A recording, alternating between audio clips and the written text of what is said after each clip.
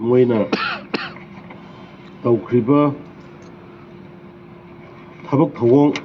adu kramai tawgana tawbono leikhidaba soiba tawriba mayamse nungaite angang singbu naha singbu misguide tawriba thoudok tugi thokadaba mung ani muki mamangda yamna respected ay maming matha paloroge yamna honorable masana elected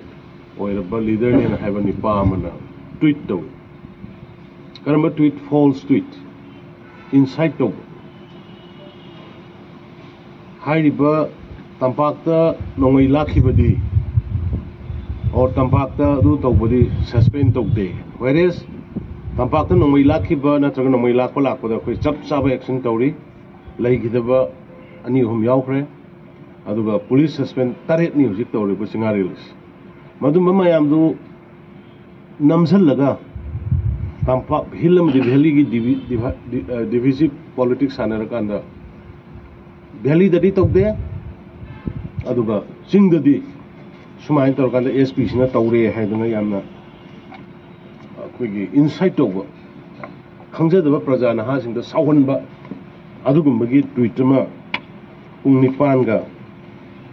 minute yangkhai taret kuntaret pung nipan ga minute kuntaret satpa matamda tweet ama tawbani madugi tweet tugi matungda gathering si hankala akanda hariba thoudok si thokibani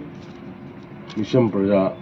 kaya gi punsi mangkiba office mai thakiba or militant oiba yai mipham oiba yai madudi subject to the khoi police verification la ka madugi khangani aduga sigriba singdumuti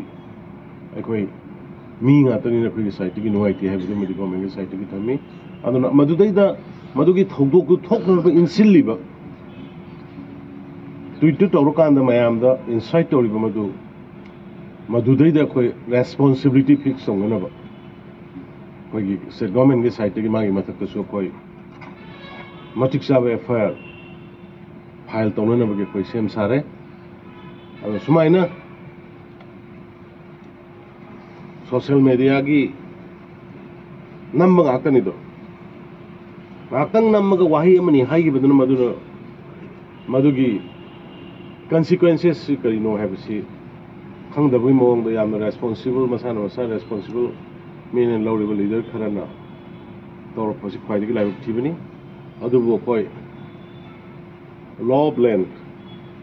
leibanina madugi lo aindugi makhada chapchaba koi action lokat kani haiduna sumaina I thokiba thoudok tugi koi tendang na thamjage